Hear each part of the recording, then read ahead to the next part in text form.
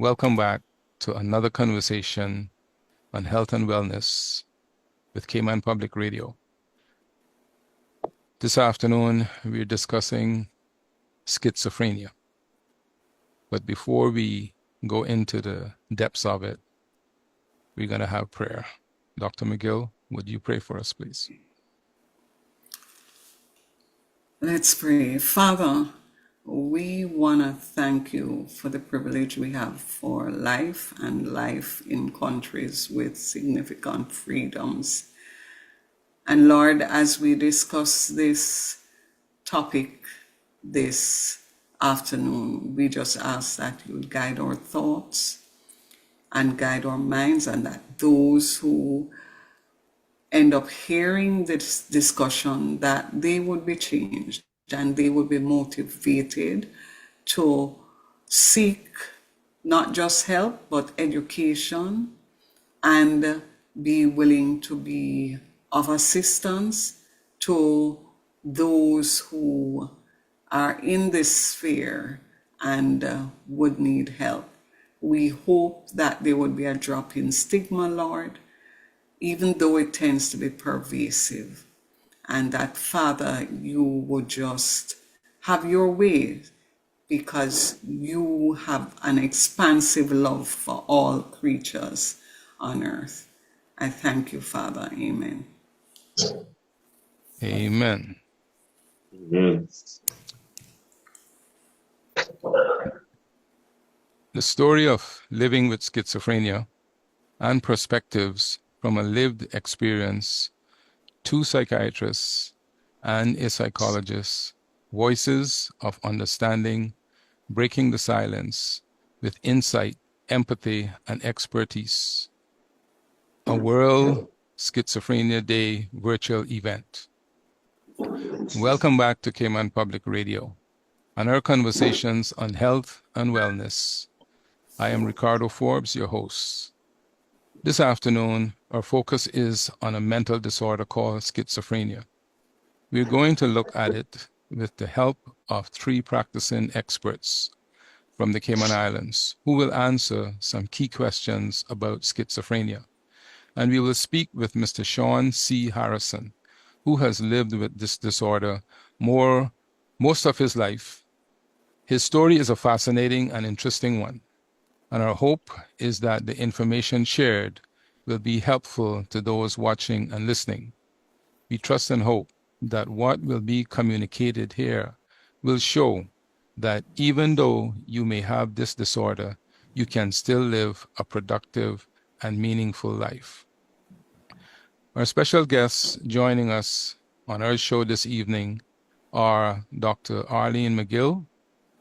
Dr. Arline McGill, MB, BS, DM, Psych, is a psychiatrist, and she received her formal training at the University of West Indies in Mona, in Jamaica. She holds a certificate in leadership from the University of the Cayman Islands, UCCI. She is a practicing psychiatrist at the newly renamed Anthony Eden Hospital and Health Services Authority. Currently, Dr. McGill is a community psychiatrist at heart, with a special interest in the development of wellness in youth and the mentally ill. She is a person who believes in giving back and contributing to her community. She serves as the lay counselor at the Agape Family Worship Center and deputy board chair at Loud Silent Voices, LSV, an advocacy group for mental health. Dr. McGill also spends part of her Sundays as a Sunday school teacher and youth worker at the Agape Family Worship Center in the Cayman Islands. Our next guest is Dr. Alexandra Bodden, PSYD, Masters of Arts, Masters Psychology, Clin Pharm. Dr. Alexandra Bodden holds a doctorate in clinical psychology, additional master's degrees in general psychology and clinical psychopharmacology, and is licensed by CPAM in the Cayman Islands. At On Course Cayman, Dr. Bodden provides individual and group therapy and conducts psychological assessments for adults adolescents, and children. Dr. Bodden is an lecturer at the University of the College of the Cayman Islands in Social Sciences, a published author, and has presented workshops and papers in local and international conferences on topics such as domestic violence, homelessness, mental illness, services, substance use, and child abuse. Dr. Bodden is also head of the CPAM board.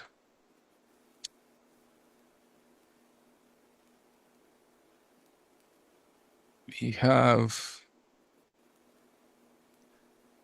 Dr. Lockhart, just to mention that he was supposed to be and probably will be joining us.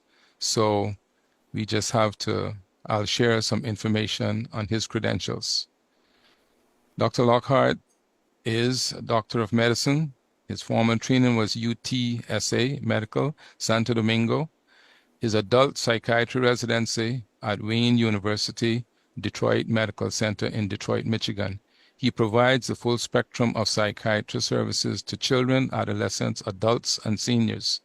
Dr. Lockhart is the medical director of BHAC and a senior consultant at the Anthony Eden Hospital and the Health Services Authority, where he also manages clinical duties for forensic prisons and Spanish language services.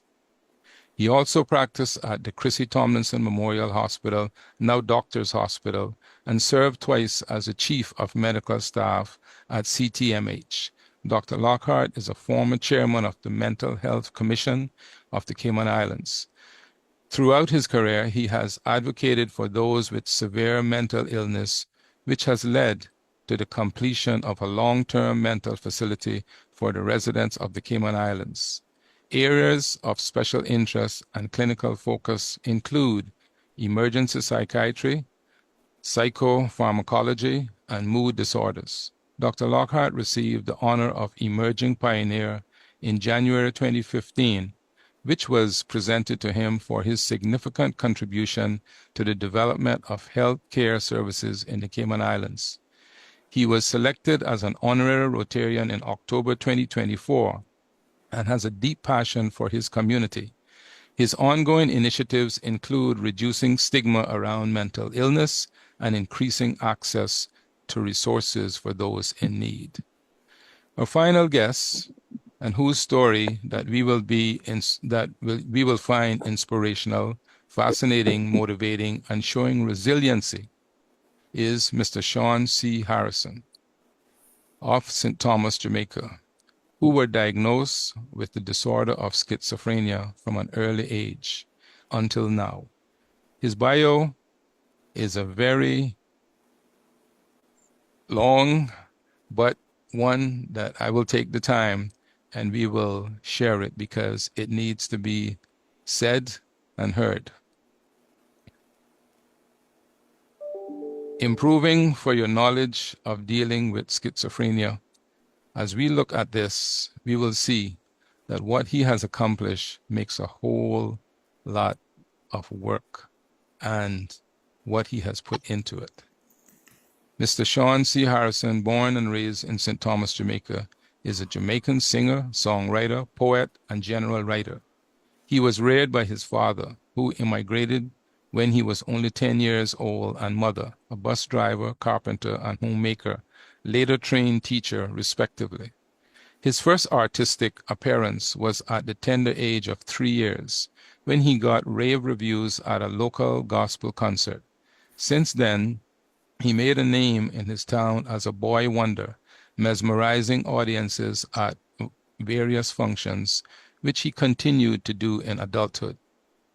With no formal mentoring in songwriting, he wrote his first song at the age of 14 years, titled A Song I Used to Sing. Sean subsequently stumbled upon poetry, and he developed a deep affinity for the art.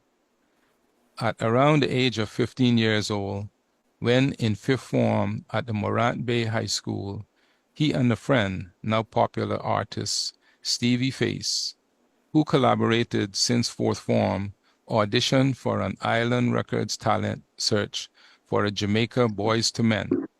He was not chosen for the part. He was not chosen for the part, but his friend was. Even though he was dubbed one of the better voices chosen, however, for unknown reasons, the effort fell through and he never heard from Island Records again.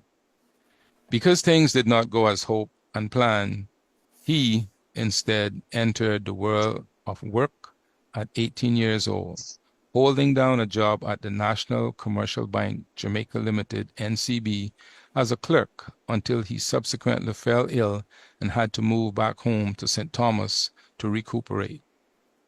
Through the years, he continued compiling songs until problems which developed with his voice during prolonged use of antipsychotic medications saw him turning to other forms of expression.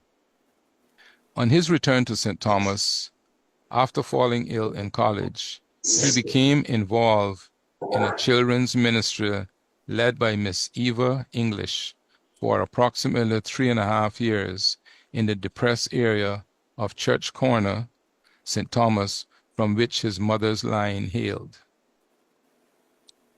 Having been a participant in the Poetry Society of Jamaica's monthly fellowship in 2015, Sean's inspiration progressed from varied life experiences, the most impactful being a 26-year battle with mental illness, which many thought would have deterred and devastated him, but made him more determined to sculpt his insights through poetry and other forms of expression.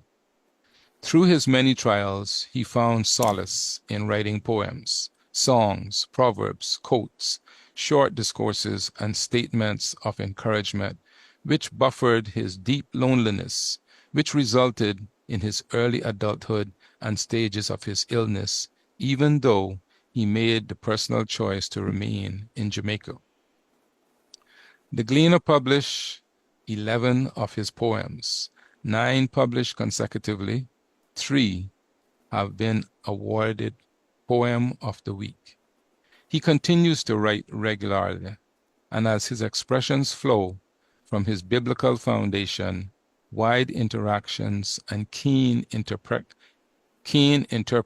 and observational skills, his work have had a positive impact on the lives of others, and he is persuaded that it will do the same for any audience it receives. He pens poems on a wide range of topics and issues, and is confident that his work will resonate with many, as he understands the reality of diversity. He sees our intrinsic experiences and nature as being the same, that is, trying to interpret and find meaning for our lives as we move through its hallways. As he has found solace in writing his inspirations, he knows others will find the same on reading his expressions.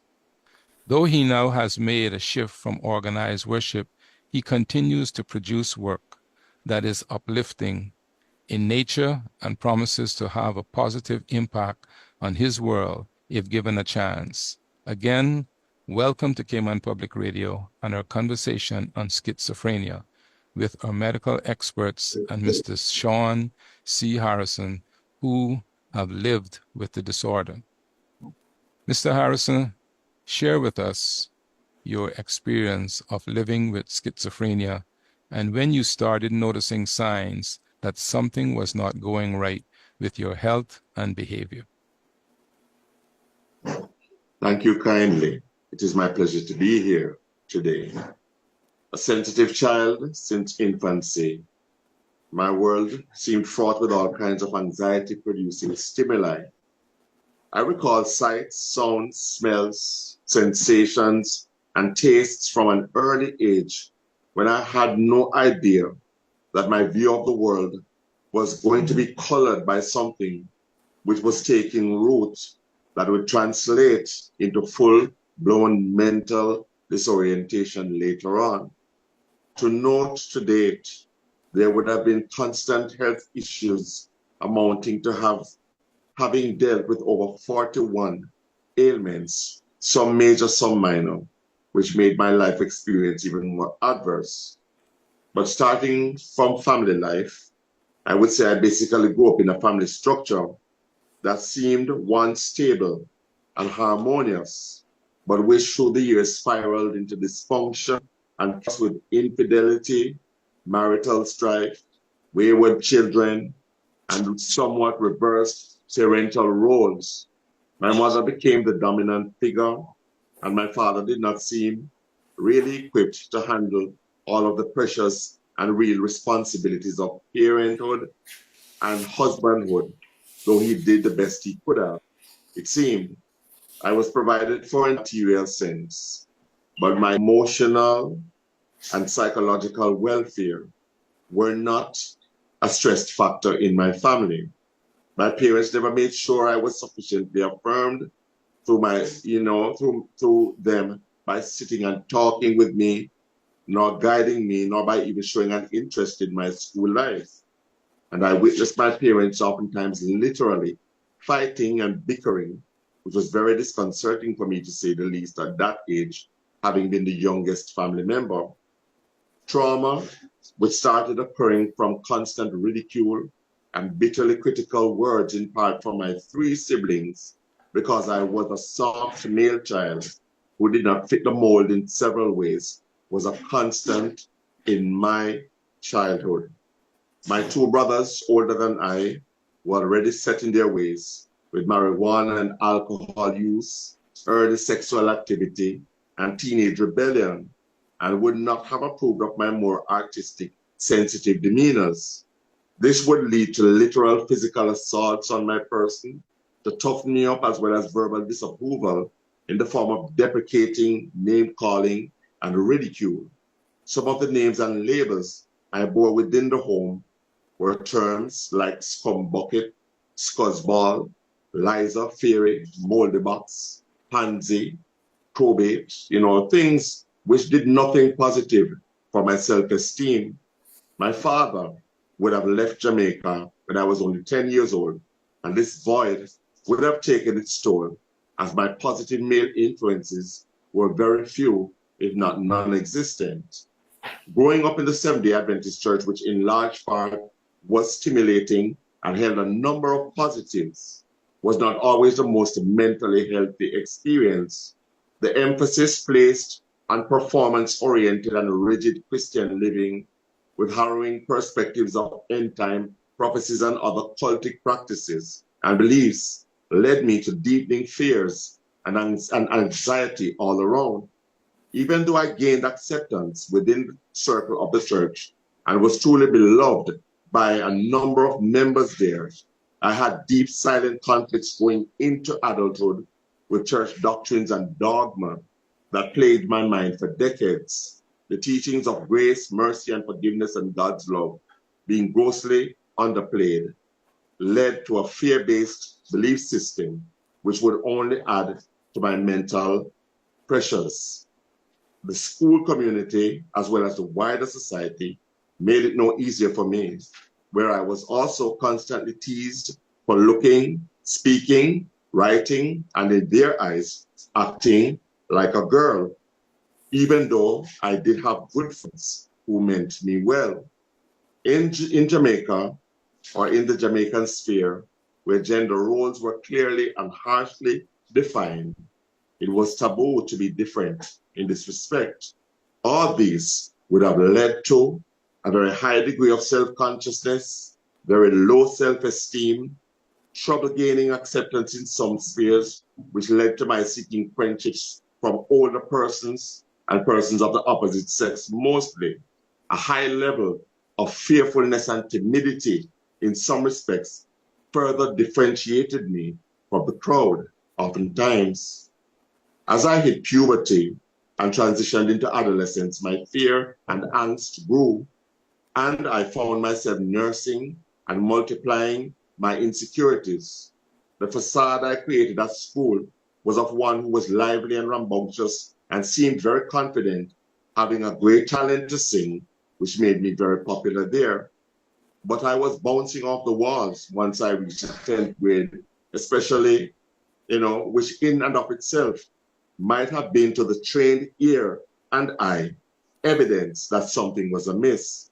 I couldn't sit still in class, and I was always having run-ins with teachers. And with no one to talk to or counsel with, I carried the weight of a lifelong critical inner struggle that would have exacerbated an emotionally unstable and damaged life experience.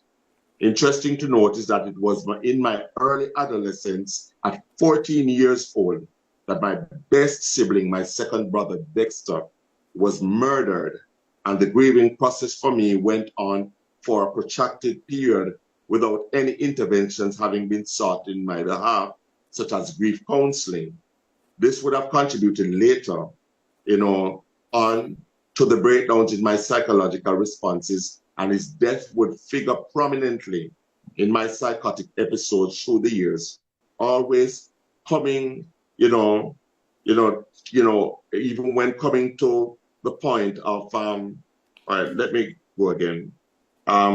Yes, I recall, when it came to the point of the time for subsequent years when he died in January of each year, which also was the time I first broke down mentally, that those were the times that psychotic thoughts and feelings would heighten in severity, even though they may not have led to full breakdowns.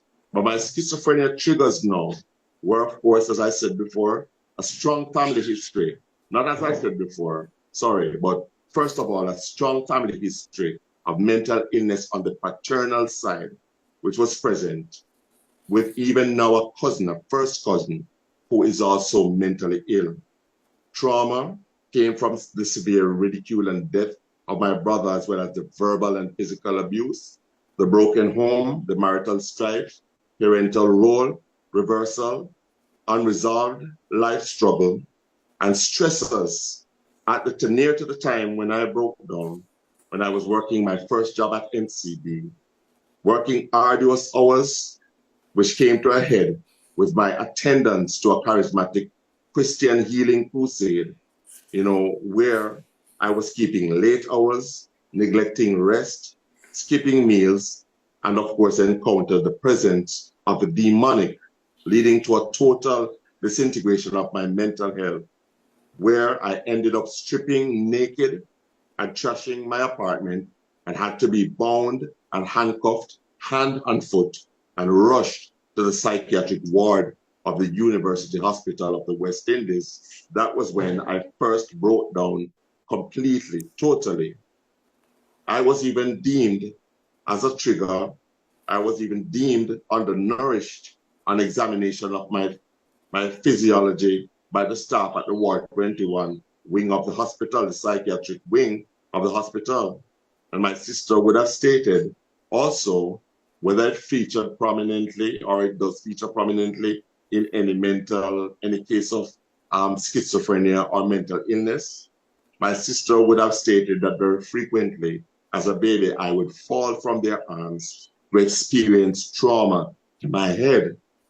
I recall also as a child having experienced many bouts of the flu with accompanying fevers, where my mother would wrap me up in woolen blankets in the daytime, leave me at home to sweat these fevers out, which would result in fevers going so high that was when I started hearing voices first. Now, some of these variables, as I said, by themselves might not have been cause to suspect that a diagnosis of schizophrenia was in the offing. But in my own case of having experienced all of these, it might very well have altogether acted to influence very strongly my diagnosis. Interestingly, the diagnosis came first as brief reactive psychosis, as I seemingly recovered very quickly in hospital. And it would only be later in that year when I broke down again, much less violently, that the diagnosis of paranoid schizophrenia was made. And I would have met the criteria, as I will speak of some of the symptoms I experienced. This diagnosis, I repeat, was given in 1997, and I have been experiencing this illness to date 27 years and counting. Now, some of the symptoms I experienced would have included, of So, course, Uh, Sean, could I pause you there, which I think is a natural place. Maybe I wanted to find out yes, when you had your first breakdown, was the time you were working at the bank, yes, yes? And yes. your involvement with religion at that time, did it have to do with trying to make sense of your life? What, okay. And in other words, I'm trying to understand if you were experiencing a lot of psychological challenges that made you seek for some solace. Definitely, yes. That was what I actually indicated as I mentioned a critical inner struggle, a critical inner battle, which I do not wish to air in this forum, but Yes. which actually would have featured prominently or figured prominently in the anxiety and the fears that multiplied even as I grew. From a very early age, I was conscious of impulses and sensations and feelings and emotions that did not fit the norm. Neither did it fit into the the Jamaican way of actually doing normal behavior and normalcy. So the truth is that um, there was a lot of psychological weight that I carried through the years that I could have expressed to no one until I actually broke down, and everything just came out when I broke down first. So having gone for many years into the illness to seek private psychiatric help, that was when I would have actually spoken in depth and at length with my psychiatrist and my counselor to say this was what I was experiencing. Basically, these sensations and feelings and emotions and impulses, basically since infancy. And I couldn't make sense of it all the years that I was battling, all of these morbid thoughts because I did not know where to turn. The church did not provide an open door or an open space for me to express this. In my family, the hostility towards this struggle was, very pronounced. The wider society, there was no one that I thought I could have turned to as a child, as an adolescent, and even an, person going into early adulthood. Until finally, when I found a Christian psychiatrist, years into the illness, that was when I started really opening up and releasing some of, the long held notions and pent up, anxieties. And today, to date, I still, in some measure, struggle, with this, particular hurdle that I had faced from earlier. But I've learned to focus on other things. I've learned not to put it to the fore. I've learned not to let it hamper the other positives that can emanate from my life. And so, yes, I must say, yes, many, many psychological weights were actually, featuring that would have led me to seek solace in the church and also to seek a solution by going to this charismatic healing crusade, as the final thing for a long time, and that was where I ended up breaking down. Yes. So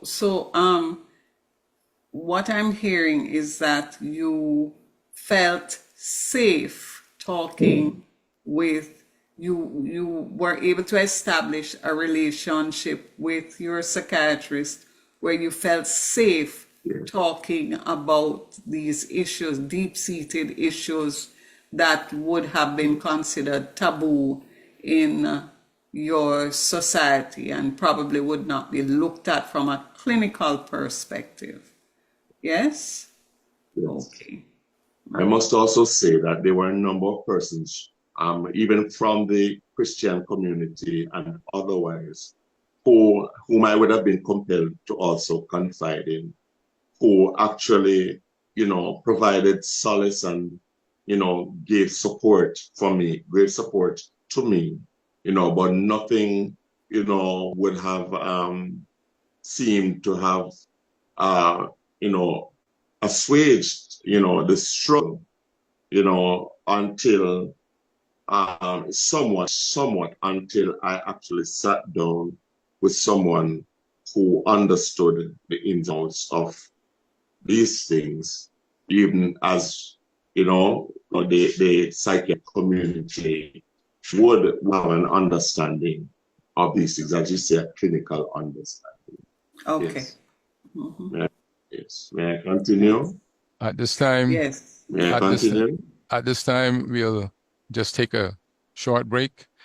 For those who are just joining us, we're discussing the topic of schizophrenia.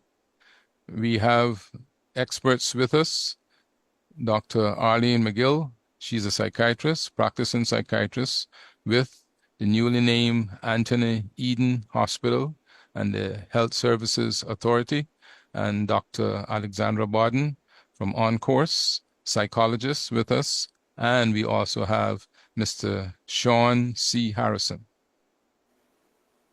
We will now continue our conversation. Go ahead, Sean. And so, thank you. And so some symptoms that I would have experienced, which I think is important for persons who are suffering to know, and other persons who are not suffering to know, were, first of all, disorganized cognitive processes, bizarre, dark, confusing thinking patterns, thought patterns, with even deviant impulses, which were not the norm. My efforts to concentrate on my work, activities in subsequent years, where I labored in a health facility, were severely challenged by all kinds of external stimuli, seeming to rush into my brain at lightning speed. So, focus, and concentration, even on tasks at hand, would have proven very difficult. Also, I had and still have much difficulty falling and remaining asleep, but much more so when I'm in a full-blown psychotic episode. Those were some of the symptoms. I started experiencing sleep problems. Paranoia became a prominent feature, where I was literally thinking that I was being monitored through the light bulbs in my home with cameras, and that messages were being communicated to me through the TV and the radio. I felt that every word spoken on these media was actually intended for me. I also thought at times during the episodes of psychosis, I was being poisoned.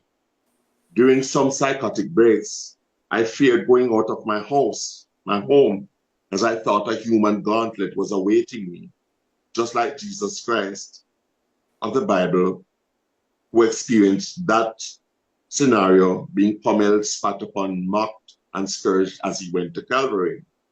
There were many times, even while medicated, I would frequently go to my windows in my home, listening to hear if the neighbors were in fact talking about me. At one point, as another episode or instance of paranoia, I thought I was going to be surgically experimented with, using a dog's organs to replace mine. Now, when it came to the delusions, I thought that I was the Antichrist of the book of Revelation. And conversely, in more recent years, I believed that I was a type of the Christ, of Jesus Christ, for this age, right? So the delusions would mostly center around religious themes, and the skewed perceptions of things biblical would have led to much self-flagellation and condemnation. One more recent and prominent delusion that came to the fore when I broke down between 2013 and 2018 completely was a strong belief that I was Bob Marley's son and his son Damien Marley's dizygotic twin. When it came to the next, symptom, hallucinations, I thought at one point my internal organs were shifting around and that I was turning into a woman. I felt worms were crawling on my skin and that they were eating my flesh. And of course, I heard many voices speaking in my head, as well as heard screaming in the distance, as though persons were experiencing violence in my vicinity. And of course, we know that the voices that persons hear, are one of the most common features reported of the schizophrenic's experience. My food, when you talk about tastes, my food at times tasted markedly different, and my sense of smell seemed to augment to the point that I was smelling rotting flesh and had other olfactory hallucinations that no one else, of course, was experiencing. For many years, the feelings of persecution would have remained with me even while medicated and carried over into my working life, where I believed strongly I was not liked, was being investigated and plotted against.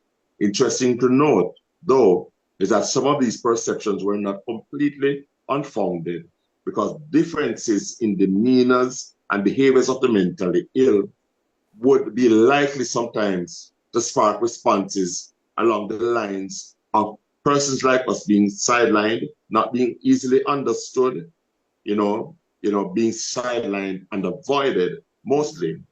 Even though for me it seemed I was normal, the fact that my mental health status was known to my employers and some of my fellow workers where I worked saw me, where I worked and received the treatment at the same time, on that very same compound, it would have had me experiencing heightened consciousness that I was being unduly scrutinized.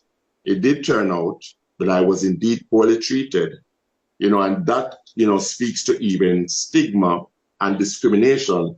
I was poorly treated in my workplace and discriminated against to such a degree that in my 10th year of work, having had all these things come to a head, and having experienced the negative effects of stigma and discrimination, I had to leave.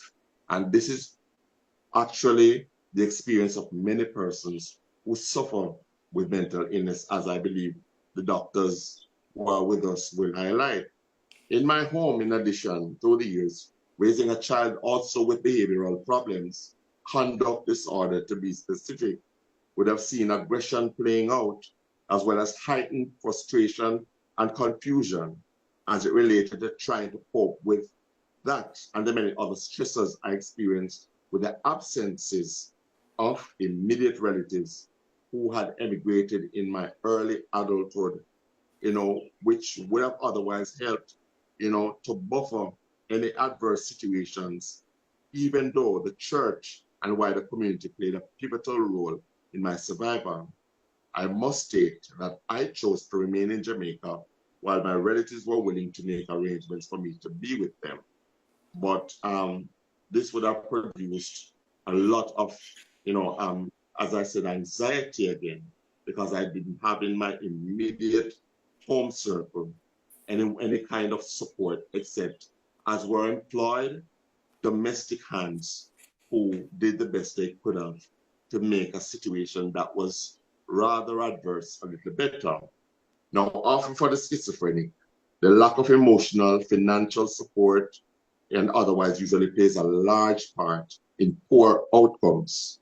I worked. My relatives, my mother especially, who was abroad, helped to supplement my needs by providing financially, as well as making sure that barrels of food and clothing were frequently sent here to Jamaica and that my needs were met. Also, as I said, to help with the burden of rearing my relative, who I reared from infancy. They were living domestic hands who were employed for many years, to me, and, I believe in large part, that was, an important, or those were important things that facilitated my survival to this day. These many pluses. The years 2013 and 2018 saw an unprecedented slide into disorientation and disenfranchisement when I became non-compliant with my regimen and experienced several morbid stresses that only mounted with time, where I walked the streets many days and nights. I broke down, and at this time, I was fully non-compliant with my medicinal regimen, and I wandered the streets days and nights into lonely, dangerous places, often denuded or naked in plain view of the St. Thomas, Jamaica community where I lived. Very regularly too, I would have walked long distances, having had to be rescued from myself many times by former co-workers, as well as community members and good friends. It ended up, I had to be hospitalized in the Bellevue Hospital around 5 or 6 times during the period of 2013 to 2018, where I witnessed and experienced myself patient abuse to levels that were very morbid. So it is important to note that even within our institutions, there is a high level, of, misconceptions about the mentally ill, as well as a high level of abuse that many of us sometimes face there, as I did. And so I would have written, when I was discharged last in 2018, a detailed letter of complaint 1 year subsequent to my last discharge, as I said, which catalyzed high-level investigations of my claims and the hospital's activities, and which eventually helped, importantly, to the implementation of many positive changes in the Bellevue Hospital's modus operandi and their patient care, as well as an upgrade in the infrastructure and superstructure of the facility. I was never formally acknowledged for my input in this matter, but I need to. Yes. Yeah. You have hit so many very important issues. Yes. And I want to explore some of it, apart from commenting. I think one of the things I heard was one of the values of staying in your community was that there were people who could support you and had concern for you and a connection with you as part of the community. And so you, during the very dark times when you were off your meds, you were able to find that kind of help. And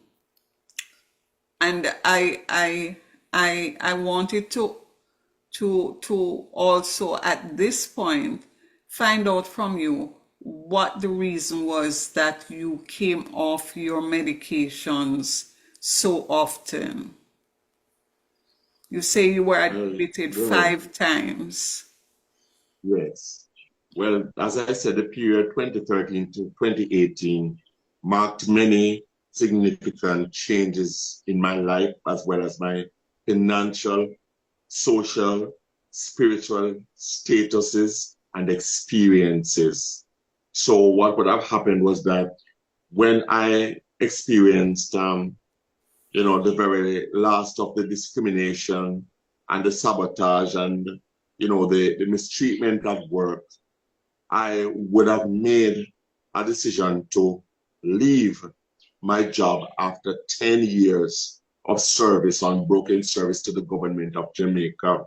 Because first of all, I was not appointed to my post in the health services there in all the 10 years I worked, and so would not have been deemed eligible for, a pension or have been pensionable, even when it would come to my golden years. But not only that, persons would be reluctant to say that this was the case, but there was a lot of very, subdued and low key discrimination, which would, entail, ridicule, speaking things in my presence, behind my back that I would hear. And furthermore, I did not enjoy many amicable interactions within the workspace. Two, because as I said, I was being treated at one point on the same compound that I worked, and also management especially had a handle on the fact that my mental health status was not a secret, and because of that, there always was a consciousness in my mind, that I was, being, unduly scrutinized and treated. So it was a slew of factors, because then in my personal life, many stresses mounted in that period. My family started applying pressures to me, that, would have caused me to go on the defensive. Then, the person I reared from infancy would have at this point become fully grown and would have exhibited, behaviors that, I could no longer curtail or control, or all of that. So then, after that, during that period, my mother would have been diagnosed with cancer. And then, she would have died. And then my status in the home, even a little before she died, and when she died, actually changed. And now it was a person who I grew, and other persons who were having the handle on things, running the home, having the say as to what would happen. The situation in my home deteriorated so badly that, even the person I reared, the young man I reared, brought his friends here. There was marijuana smoking, there was alcohol drinking, the crowd would come, this dancehall music would be blaring, every day, which was an affront to my Christian sensibilities. And so my status had changed drastically, both on the personal level as well as, in the societal sense, where I actually had to endure persons, who actually, as I would speak of later, persons who would actually, because of my disorientation, stone me, and, mount other assaults on me. So it's kind of complicated to say, but that was a particular period in my life that I would say was the darkest period, where myriad things came against me in such a way that I spiraled, I spiraled in every sense. So because of this, between 2013 and 2018,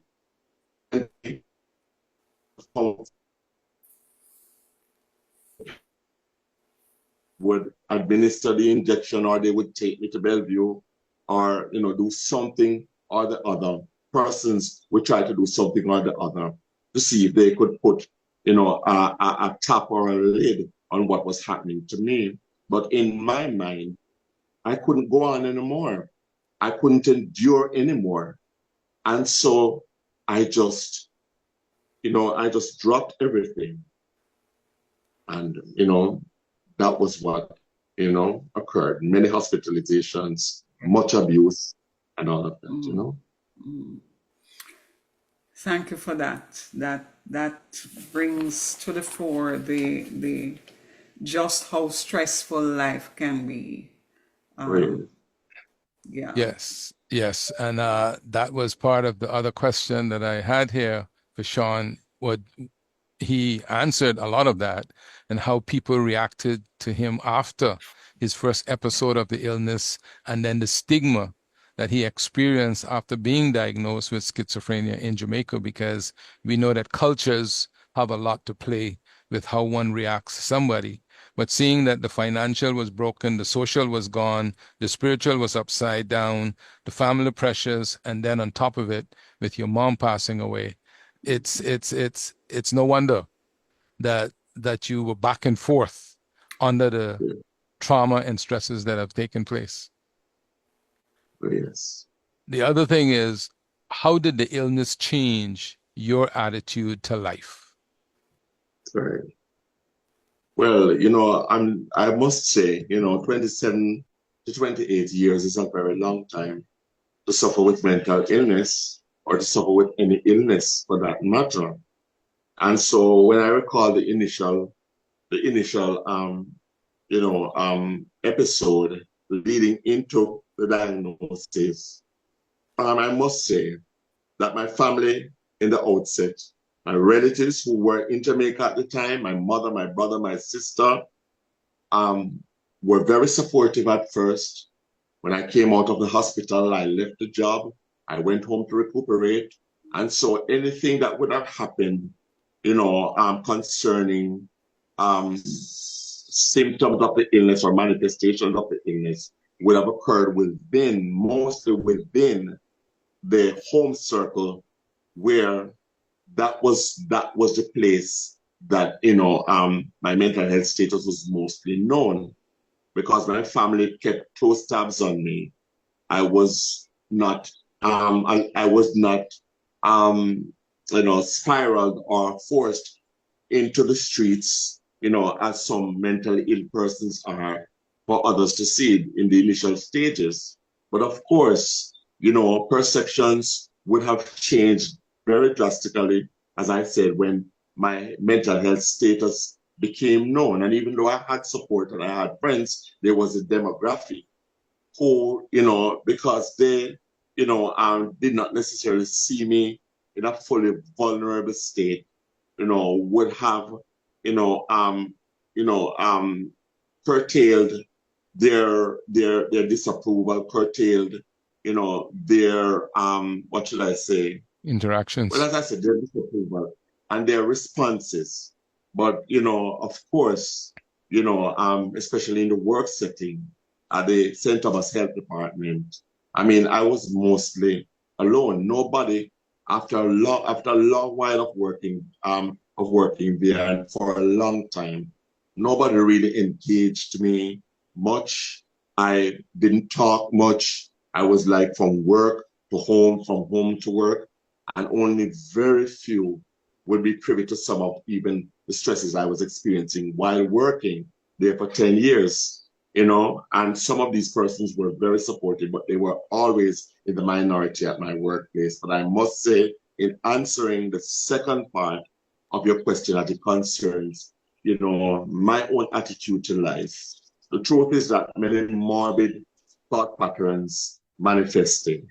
And so between despair and despondency, depression that came because I was no longer able to use my voice to sing, which was my very first gifting, you know, that actually took a large toll on my self-esteem. And I must mention that before work, I actually had enrolled in the Ednaman, the College of the Visual and Performing Arts, shortly after my diagnosis. And I would have only lasted 3 semesters in a 6-semester performance course, where I was performing at the top of my class. You know, I broke down because I was medicated, had to return to St. Thomas, Jamaica, had to shelve my dreams of being a recording artist, a performer, a minister in song. And so, as I said, life, began to take very dark hues. Yeah. And it was very difficult for me to remain positive, but mostly because of some of the connections I had and persons who could encourage me, persons who could talk with me, persons who could hear me out. That helped in large part to buffer some of the darker areas of my experience. But of course, I must say, I credit my mother, Mrs. Patricia Harrison, with having, passed on to me the fighting spirit. because in the midst of a number of minor breakdowns before 2013 to 28, in the midst of the stresses in refurbishing my family home, the stresses of rearing my relatives, and in the midst of dealing with the illness, in the midst of dealing with work, I did fight. I fought valiantly.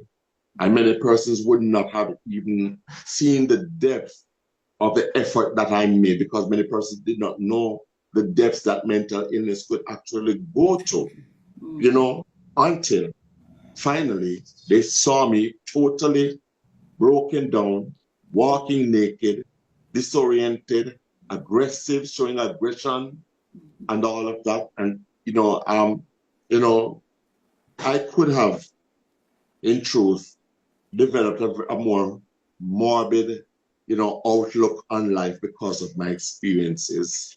But I think, in part, schizophrenia actually taught me how to fight, and I was determined that I was not going to stay down.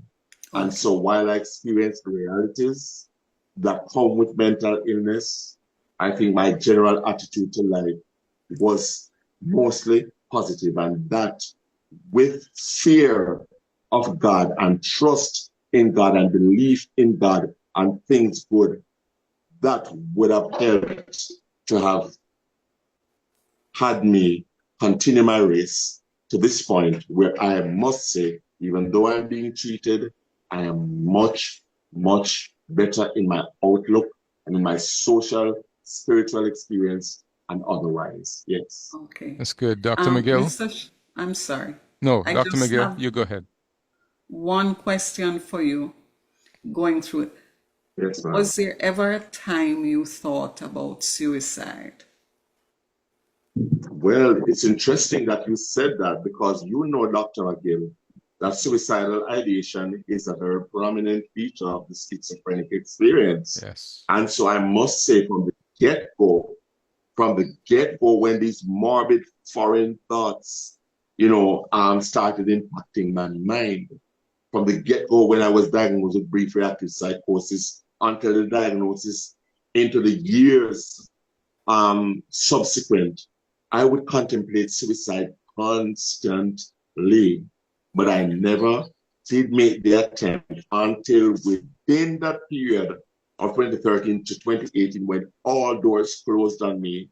I did actually make an attempt, where I actually, within 1 6-hour period, swallowed 183 pills, 2 bottles of pills. I swallowed within 1 6-hour period. Bought these over-the-counter things, thought they would have ended my life in a painless way, but the grace of God, of course, and purpose would have seen me surviving that, where I didn't even have adverse allergic reactions or any kind of disturbances of my gastric processes or within my stomach or anything. I felt nothing. And it was as though I never took those pills. And, the truth is that since that time, I had not contemplated very much, the whole, phenomenon of suicide, nor had I attempted. But during, when the years that I, was suffering were a lot darker and were a lot more adverse, suicide was a constant contemplation for me. Okay. Dr. Bodden, would you share with us some of the common symptoms that an individual exhibiting signs of schizophrenia may experience, and how early in life? Yeah. I want to say thank you to Mr. Harrison for sharing his story and what he's been through. It's been through a lot, and I commend you on your strength and your resilience to keep going and to come back and to share. So thank you. Mr. Harrison shared a lot of the common symptoms that people go through It can be delusions, so belief patterns that aren't based on reality. And he shared several from different things happening within his organs and different beliefs that he had about what was going on around him and things being done to him.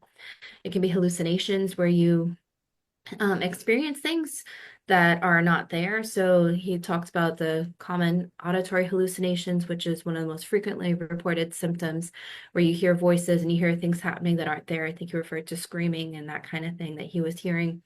It can come through any of the senses. So he talked about feeling things crawling on him and things happening to his flesh. Smelling things. He talked about things that he smelled. You can see things. I've had clients that have seen people or seen other things going on around them. Taste, and touch. So all of those can have hallucinations through them.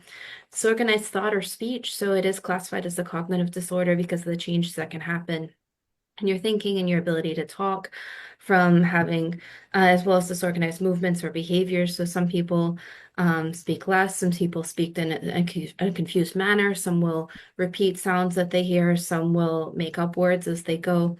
There's a lot of different things that can happen in what they say and what they do. There's also, and those are positive symptoms, which are things that are added to the experience, but there's also negative symptoms where there's difficulties in being able to look after themselves, and like changes in the functions that most people would normally have. These tend to come on progressively over time. So Mr. Harrison kind of talked about things that, well, early on that kind of triggered some of the things leading up to it. The first episode of psychosis tends to occur in like late teens or early adults. The paranoid type tends to be even a little bit later at times, but sometimes people will talk about having had some symptoms from early childhood, hearing whispers or having unusual thought patterns. And so there may be signs that there's a disturbance coming earlier on before the first episode. As he said, the first episode will trigger the brief psychotic disorder. And being admitted to the hospital. I think Dr. McGill will probably talk more about that. And then from there on, there'll be a lot of different tests that we go through, and then it might be episodic going on from there. So sometimes there'll be signs earlier on, sometimes it comes as a complete shock, especially in the Caribbean where we don't have a lot of education on psychotic disorders and what to expect. When it first starts to happen, it's very disorienting, it's very confusing. I think Mr. Harrison shared you don't know what to tell or who to tell and what's going on. And so the psychosocial support is going to be a big part of understanding what's going on. I think it's important to know psychotic symptoms can be a part of many other disorders as well. So like, I've dealt with a lot of teenagers with psychotic symptoms. That's actually a part of their depressive disorders. So they can come as part and parcel with mood disorders, or it can be a separate process in itself. Dr. McGill, would you share with us how and what are some of the tests, assessments used in the diagnosing of schizophrenia in adolescents and adults? And Dr. Bodden, you can also address, after Dr. McGill. Okay, so one of the first things we try to do is we try to determine, is this coming from a physical disorder or is it a functional mental disorder? And so we're going to run the usual gamut of blood tests, and we will also do a scan of the brain. We will do also toxicology screens. By that I mean we will check for illicit substances or even legal substances considered legal that might be used recreationally. So we check all of those things. We also check the family history, and we sometimes check to determine if there is any kind of background genetic things that make the person more vulnerable from the womb. And head injuries, as Mr. Sean said, we check on all of those things as well. And we we go even further and we look at the stressors. That is important. We look at whether the person would be considered autistic. Are they on the spectrum? Or do they have additional mood problems that might be driving what we are seeing? So we try to rule out as many things as possible. Autoimmune disorders that can present like that, diabetes, other endocrine disorders that can create problems, and of course traumatic brain injury, which makes the brain vulnerable and can lead to psychosis, which can be chronic. So those are the commonest things we do. We only use the MRI when it becomes absolutely necessary. Dr. Bodden, anything else you want to contribute to that? Yeah, well, so when the first psychotic episode, a lot of times the first assessment will be done at the hospital. And so it's where Dr. McGill is going through everything that's done there. Beforehand, if they are involved in therapy for support, there are some assessments that we can use. There are screeners that can be done either by the person if they are cognizant of what's going on and able to complete a form, then that can be done. And if they're aware of what's happening, there's assessments that can be done by the therapist or the clinician that is providing the support. The larger personality assessments can be used at times, and they will pick up on different psychotic processes or psychotic symptoms that might be reported. But again, those tend to be very comprehensive, and so those might be done beforehand if there are concerns, or later on in treatment to assess the level of functioning afterwards. Once people have been on medications and there's some insight, then a lot of times they're able to kind of reflect and be aware of the symptoms and report back, and that, have the ongoing discussions with their support team as to what's happening. The personality assessments would pick up on different things, whether it's like paranoid ideation, hallucinations, a lot of things like the thought projection, different symptoms that can come up with the different kinds of schizophrenia as well. Dr. McGill, share with us the forms of treatments available and what are the more commonly used treatments when treating someone who has been diagnosed with schizophrenia, or does it depend on the severity? Go ahead. Okay. Treatment is on 3 levels, I would say. It's in the acute phases, which means that there are hallucinations, there are delusions, and so on and so forth. We start medication. The person will be on medication long term as a preventive measure. And medication can take the form of tablets or slow release, long-acting injections, which tend to be a lot more convenient for many persons. And there is a whole range of psychiatric medications now, which I'm not going to go into, that can be used. Okay. And once there is the provision, financial provision for these, a young person can do very, very well. And we like to start treatment early. We like to get people assessed early.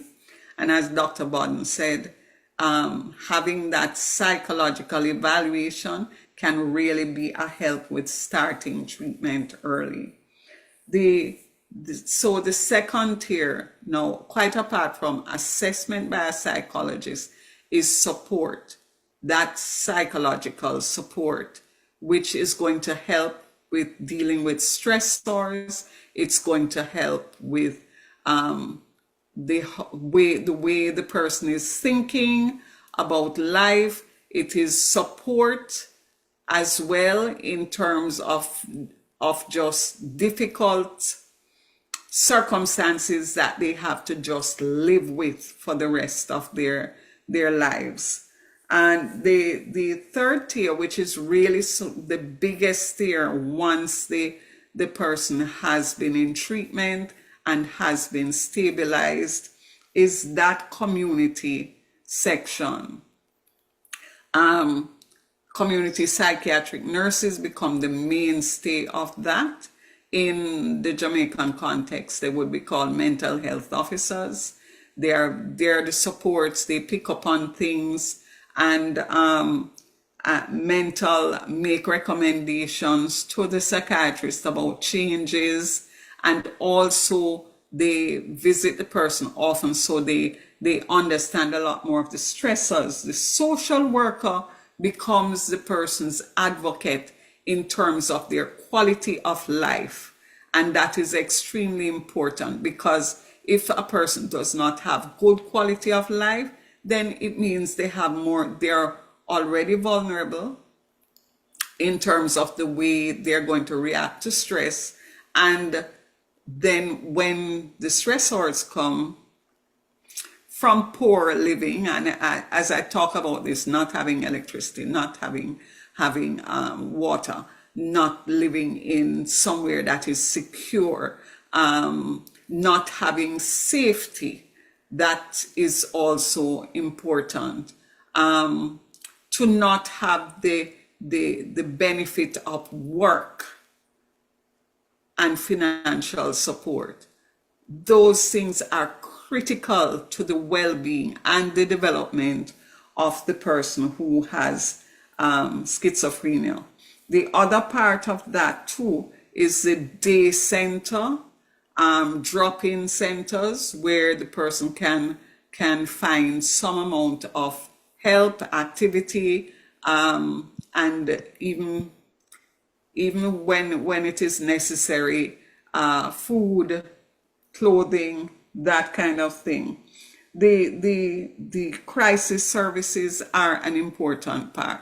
We need to have assertive outreach so that at the community level, where, as you heard from Mr. Harrison, it was the community members who had to get involved.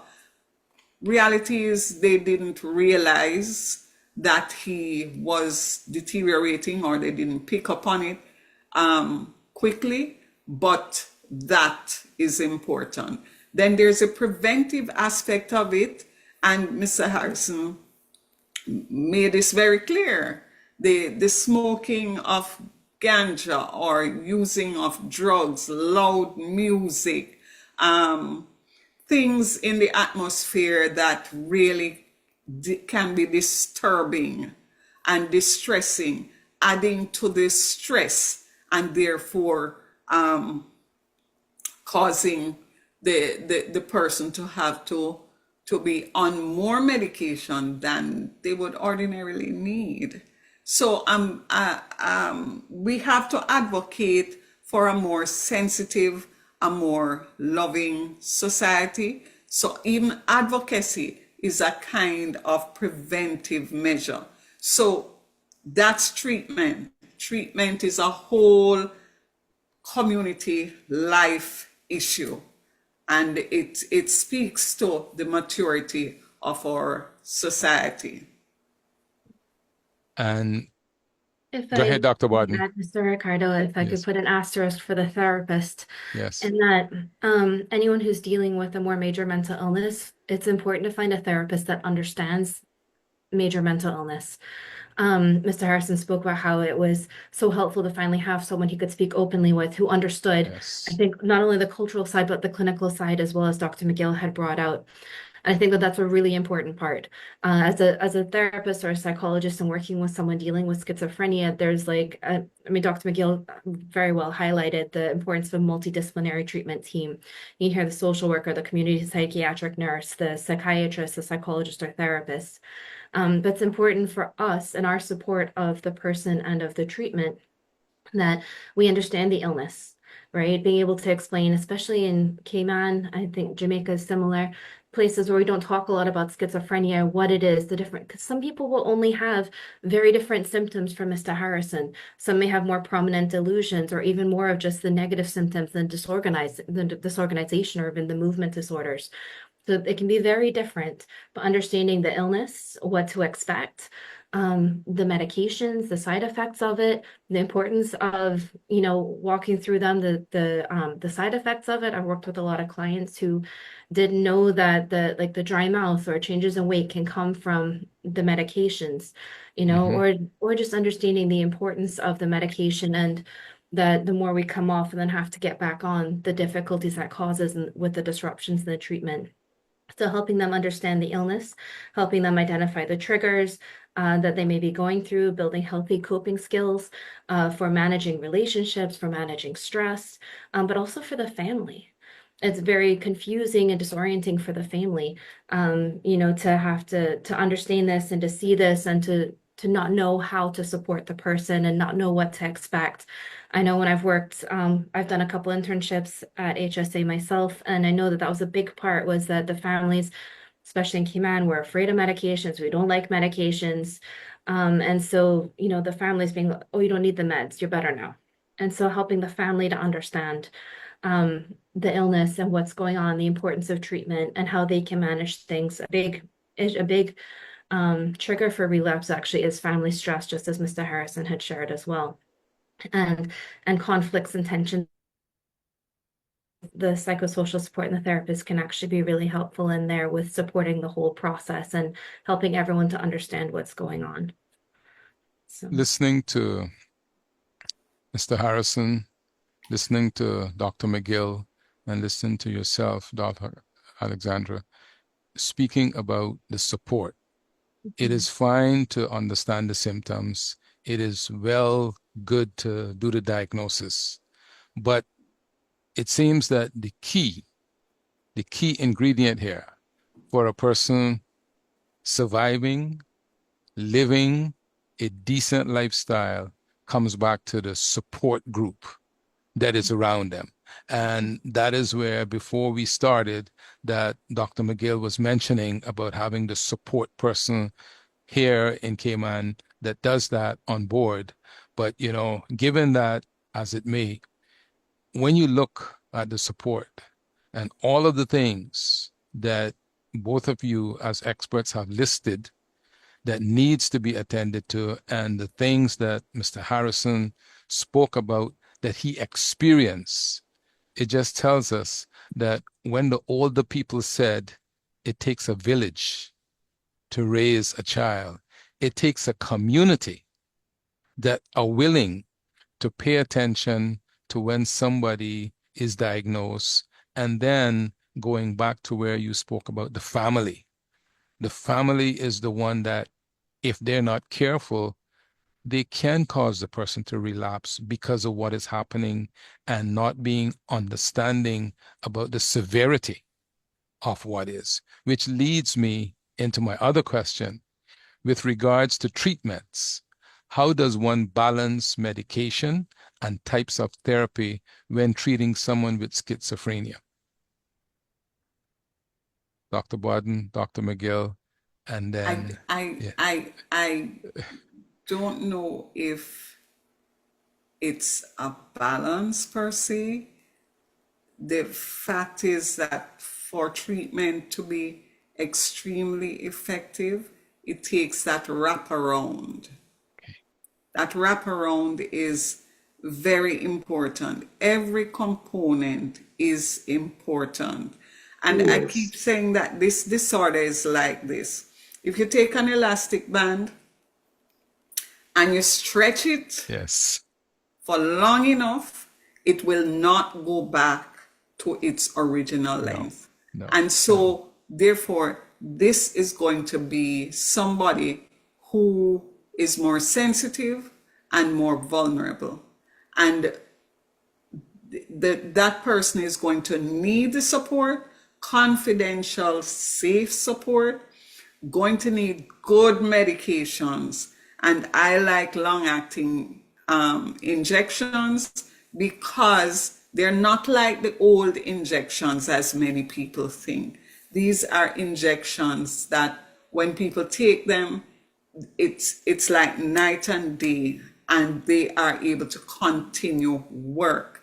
And if things are caught early enough, they don't have to miss a beat if they have that wraparound. So having excellent care at the social level, the psychological level, and the pharmacological level, those are the things that are important in schizophrenia. Over the years, we may change the amount of medication as insight grows and the person becomes more comfortable with themselves and their social circumstances become a lot more stable. Then we can start to look at reducing medication a bit. But we have to face the fact that this is going to be a vulnerable person and they ought to be respected. Their vulnerability ought to be respected because they're usually very talented, very gifted persons with a lot to offer their communities. Dr. Bodden, Mhm. anything you have to add to that? No, I agree with Dr. McGill. It all works best when it's all together, and that the team may look different depending on what the person needs, and their level of support and resources they have available to them. Yeah, This that was a question, great explanation, Dr. McGill. Thank you. yes, yes. This question again is for the panel of the experts. As each is now practicing in the Cayman Islands, but earn your first experience in different countries, what changes do you think a country must and should make to encourage success in those with chronic psychotic illnesses? You want to go first, Dr. McGill, or you want me to All go? right, I'll okay. start off because you're very good at adding the final touches. I'll Wrapping start it up. on. Yes, Yes, yes. ma'am. I keep talking about a more mature Cayman. And by that, what I mean is that we put aside the judgments, we put aside the measuring ourselves against other people. We become more diversified in the way we construct our working environments. Our social environments must be protective. Where we value each person not on superficialities, color of skin, color of hair, race, whatever, but we value persons simply because they are persons in our community. And that is going to mitigate a lot of things, from the domestic situation for people to start valuing each other.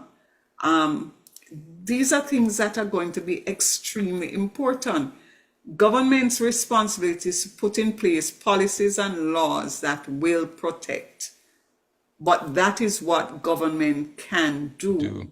Then after that, persons have to educate themselves so that if they fall victim to a disorder, or family members or employees or even their seniors, that they are equipped to compassionately and with understanding rally to that person's aid and to be a support to them as they take this journey, which can be a very scary journey. Yes. Yeah. Paul? Dr. Bodden. No, I agree with that. That was some of the notes that I'd made, was just having more awareness. I know that LSV and I think APF, Alex Panton Foundation, is taking on the mental health first aid, which is a great program for people to better understand. We don't want you out there diagnosing or treating people, but just understanding mental health and mental illness and things that can be done to provide support in difficult situations or crises that may come up. So decreasing the stigma of not only mental illness, but also the services, that it's okay to seek therapy, it's okay to see a psychiatrist. Medications can be really helpful. And in these cases, schizophrenia, bipolar tends to be more biological, that medication is likely going to be a key component in recovery. And I think that's a really big hurdle that we're getting closer to coming through. Understanding the services and what to expect when you come into therapy, when you see a psychiatrist, confidentiality, how we're different from other people that may be available in the community. But there's also a lot of key services that we're missing in Cayman as well. We've got a lot, thankfully, with HSA, the day treatment center, the ward at the hospital, but there's a lot that's still needed. A lot of times there'll be like a hospital. From the hospital, you go to an intensive outpatient program or even a partial hospitalization program where there'd be going from 24/7 care to support partial hospitalization be 5 to 8 hours, normally 5 days a week. IOP might be 3 hours a day, 3 to 5 days a week, and then going to outpatients. We have a lot of outpatient services in Cayman, which is great. But we've got this gap between that can be really difficult to navigate, especially people who might be in the early stages of illness or coming back from overseas treatment. And so there's certain things that we could use here that would be really helpful in providing more support than maybe possible outpatient, but hopefully maybe even preventing or providing more support and education before having to go into the hospital. So there's some services that are still needed here for that kind of support. I know that's one that's come up a lot, especially with the young people. So making sure that that services available and access to services. I would say Poinciana has filled a lot of gaps as well, but this kind of between hospital and outpatient is something that's still needed. Mr. Harrison, from what you've Yes, experienced, from Yes. what you experience and going into the facilities that you have, what changes do you think could be made and should be made to encourage more success in dealing with chronic psychotic illnesses in Jamaica from what you've experienced? From what I've experienced, in the Bellevue Hospital, what I realized was at play there, and I'd ask you to let me please do a conclusion concerning the outlook now for me when I'm through, please, because there are just a few important points on the personal level that I'd like to, leave. But first of all, in the Bellevue Hospital where I was housed, I realized that there was little to no accountability of staff from the supervisory level to the floor staff or otherwise. And so there would be charge nurses in the ward who would be witnessing physical abuse and other abuse who would absolutely say nothing to the psychiatric nursing aide or nurses aide who would be meting out this kind of abuse as had happened to me. And so one of the things that I think is very important, as we all have stressed, it is education, but it's also putting strict measures in place in our institutions that will also additionally protect our vulnerable. So I remembered when the new CEO of the Bellevue Hospital in Jamaica invited me to speak to the charge nurses and other staff about raising the bar and about my own experience there and everything. She actually, in conversation with me, said she was lobbying for surveillance cameras to be placed within the wards so that there could be more transparency and there could be more accountability. And, also, I do believe that stricter measures need to be taken as it concerns selection of staff for work. Make sure, as Mrs. Suzette Buchanan, the CEO of the Bellevue Hospital, say, ensure that there is a zero tolerance level for patient abuse in the institutions. And also, one of the things I highlighted in my letter of complaint to the CEO of the Bellevue Hospital was also the dietary allotment. When I was in the Bellevue Hospital, the food was completely horrible. I actually, within the hospital and after having been discharged, ended up having severe bouts of constipation and diarrhea and gas, flatulence occurring.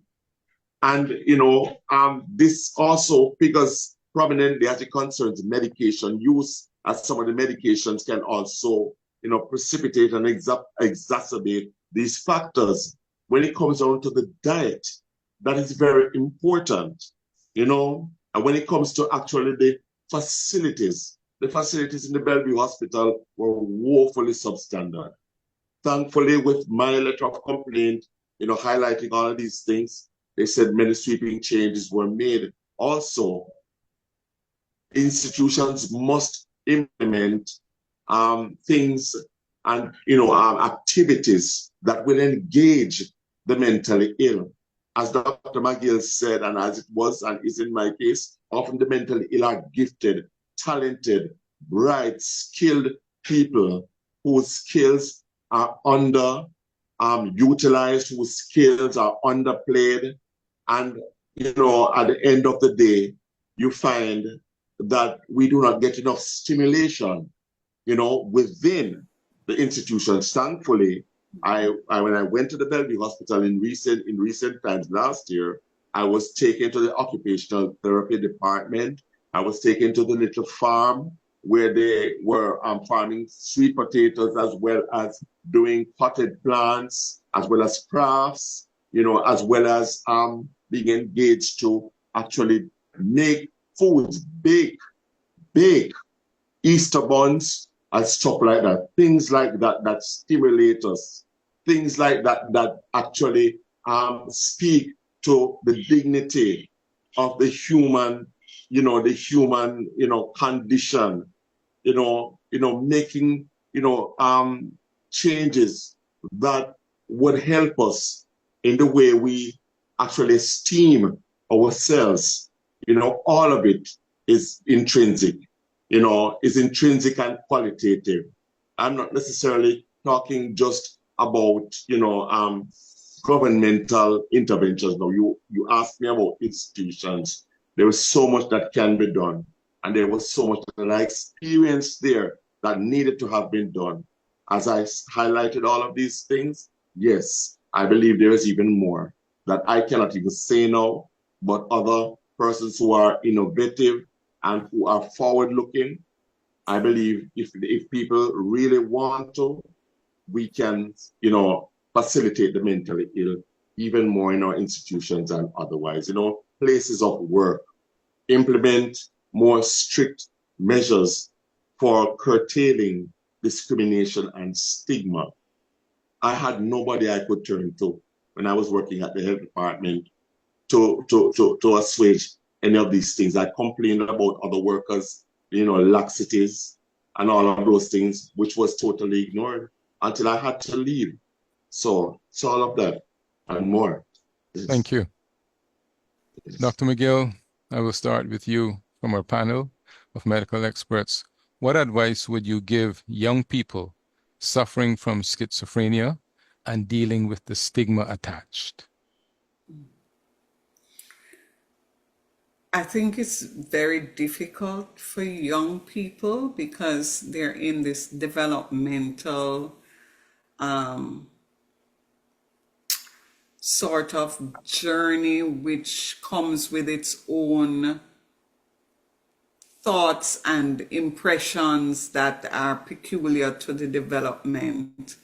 What I would say is that if a young person feels that something is not going right, seek out help. Seek out that safe person that you feel you can entrust your private information to. Seek that person out and seek out help. Many persons don't recognize that Alex's Place is there for exactly that. As a young person, walk in. It's 5 days a week from 10 until 6. Walk in. Ask to talk to a psychologist. Ask to talk to somebody. Start to talk and start to get the help that you need. And hopefully from there, things will start going well, because Alex's Place is there to set up a wraparound, a wrapping in love and understanding for each young person who has a major problem. Maybe on that topic, this is something that we could do again on just focusing on when one starts to feel something is not right, where can they go, who can they approach? Because again, I always believe in prevention is better than cure. And most times when we leave it be, I remember it's almost about 7 years now when Dr. Lockhart and I first spoke about mental illness, the question came up, seeing the circumstance and what is happening, what if we do nothing? And that was never a thing to look at, do nothing. We have to do something. Dr. Bodden. Yeah. I completely agree, and I think it's knowing that there is help available. It's okay to speak up. There's confidential services that are available. As I think especially at the beginning of things, it can feel like I'm going crazy, no one understands, there's something wrong with me. Aside from just the stigma, which is a huge factor, it's very confusing and disorienting. So I think it's just important to know that there is help available, as Dr. McGill had said. At Alex's Place, most schools have school counselors, and or even your GP. Like, there's no wrong way to start and asking for help. If you end up with someone who maybe doesn't understand, it's not helpful, even your therapist, if it's not clicking, it's okay to talk to someone else, right? And I think that's a big thing, is that even if it doesn't work or doesn't make sense the first time, it's okay to reach out again as well. Alex's Place, they are set up and they understand everything.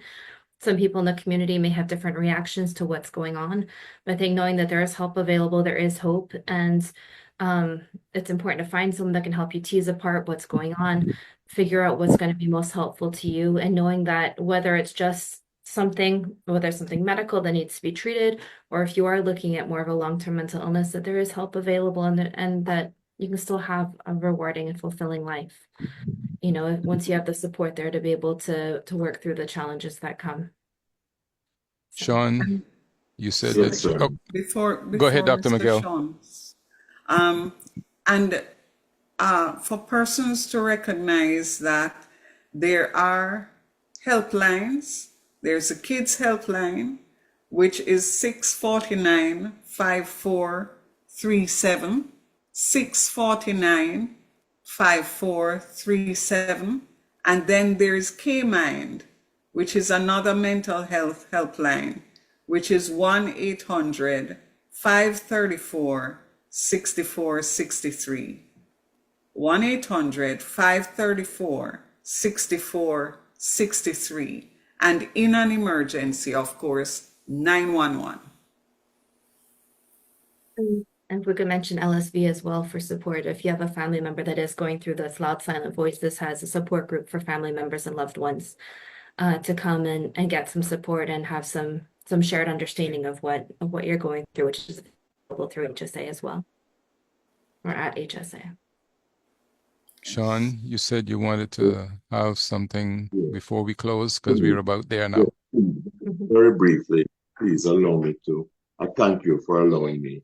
I'd like to say what was never sufficiently impressed upon me was a pivotal role that medicinal interventions and other types of interventions like therapy would play in influencing the outcomes and involvement in a community of persons with similar interest and involvement, also in a community of persons with similar interests and beliefs. All these would have figured in how well I coped through the years. And even though at this juncture I am not ensconced in a church community or group, I have certainly been helped by remaining medicated and focusing on positive and uplifting activities that help to give me a sense of purpose and belonging, as well as maintaining supportive friendships that many schizophrenics do not enjoy. We know that something we never spoke of here, that denial is a sad element of poor outcomes as it concerns mental illness. But I believe that when education is a focus of mental health, professional groups and family, as well as community, there can be marked shifts in prognoses as they all keep before the mentally ill the need for these different measures to be employed often long term. Interestingly and incidentally, it was about 4 years into my illness that I began reading and educating myself about schizophrenia. And this marked a change in my perceptions of the illness. Moreover, learning what was needed to remain stable and functional. It was then I enrolled myself in my local clinic, going back to the very early years, closer to the prodromal phase of the illness, and began receiving consistent treatment. Many sufferers, importantly, get caught in the quagmire of denial, hence non-compliance, and seem to go around in circles and cycles of wellness and unwellness until it becomes a very wearying back and forth with friends and family members dealing with the illness.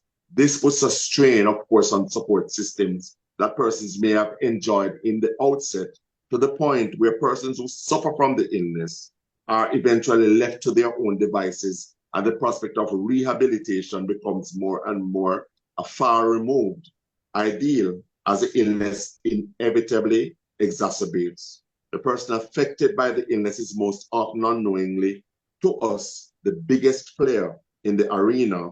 If persons as I do not choose to cooperate, I love to say this to other persons who are suffering, if we do not choose to cooperate with the various interventions, very little is often achieved in the ways of recovery and reinstatement to functionality in the wider society. Stigma and discrimination are often deterrents to sustained wellness. And for me, working in Jamaica as a mentally ill person has proved no less, or had proved no less, of a challenge. So it must be stressed that the wider society has a pivotal role to play. Also, making welcoming, supportive spaces available for sufferers is imperative, and this can be facilitated by a change in perceptions and attitudes among the mentally well communities. And I would just like to finally take this opportunity to thank all the wonderful people in St. Thomas, Jamaica, especially where I live, who rallied to the task, who came when I was naked and clothed me, who brought me back to the hospital, when I needed treatment, or brought me back home when I went too far from home or something. Even those persons who gave a cup of cold water. You would not know when a mentally ill person or a homeless person is on the streets, how how wonderful it is to have a cold drink of water, after having baked in the sun all day, a little food. Sometimes because of the medications, we tend to become so very hungry even more often. And sometimes people look at us and say we are greedy, but it's because of the actions of the medications. So let me tell you, there is so much that we can do. And there is so much that was done for me, that I believe my case is one case that you can take as an example to know, especially for those who also are schizophrenics and mentally ill, that it is not a death sentence. Given all the challenges, I do acknowledge, but we can get back on our feet if we do the right things, and if others who are concerned and others who are connected, government, workers, friends, church members, club members, community members, do what they need to do to get us back on our feet. I thank God that I was given the chance to get back on my feet, and I'm, doing much better today than I ever did before. So I'm so thankful, and I still believe in the process, that is out there to help us. And I still believe there's more that can be done, and I still believe in the individual as well as the individual community to make the outcome for us. Thank you. Thank you, Sean. Your words will not fall on deaf ear as we take and advocate for better treatment, better understanding, better education, and better support group. As we bring this well-spent time and reflection on schizophrenia and hearing the story of Sean C. Harrison as a young man, now an adult, and the struggles he has had, we, with having to live with this disorder, on behalf of Loud Silent Voices, LSV, and its board members, Dr. Arline McGill, Deputy Chair of LSV, Community Psychiatrist at the Anthony Eden Hospital and Health Services Authority, Dr. Mark Lockhart, for all that he has contributed and continue to do from Behavioral Health Associates Cayman, Dr. Alexandra Bodden, practicing psychologist, author, and adjunct lecturer, former board member of LSV and current head of CPAM, Cayman Public Radio, and our production team would like to say a big thank you for taking the time to share your story. And we trust that those who watched and listened will realize you may get knocked down, but you don't have to stay down. You can find the resilience to get back up and move forward. We trust that the information shared in this conversation has been informative and will be heeded and helpful to all viewing and listening audiences. I would like to share one of Mr. Harrison's poem that I found true and worthy and value in, which I believe we can all relate to. Sovereign Lord, God Almighty, 2014. He who rides the skies with a train of fire, unfettered by the laws of man, who spins the cosmos on the axis of his unseen hand, and tosses the sun round the earth, effortless as an expert wanton child, looked upon me and smiled. He whose gaze consumes the vapor in but a moment, who built time and leaves it broken, whose word exceeds his name when spoken, who no blame bears, he bore the blame for me. He whose judgment fix, reducing kings to beggars, who strikes no deals with men or mighty angels, brokered divine pardon for all the sin hardened. He pardoned me, and could I ask for one greater, who, might though he be, came to live in me? It's the largest deed of all, to make himself so small as to choose his rays to shine from a wretched soul like mine. Yet the mark of greatness is not that of knightly deeds, but simple, honored, civil creeds. And his pledge was such that he would save one not worth saving. See my heart, though dark and failing, and ask to dwell there incessantly. This too, but far, far more imperative to me, makes you sovereign Lord, God Almighty. May we continue to do our part to keep faith and hope alive. Again, thanks to all who participated and to our listening and viewing audiences. This conversation, we trust and hope, will begin to lift the stigma that has been promoted and experienced for too long by the Schizophrenia Society. We all trust that based on what has been shared and the expert information shared from the experts and Mr. Sean C. Harrison's story, that we all will come to the conclusion we have to be a better citizen in our community when it comes especially to the mental people that go through the trials that take place. I thank you for listening and for viewing this presentation. God bless and keep faith and hope alive. I will pause the recording.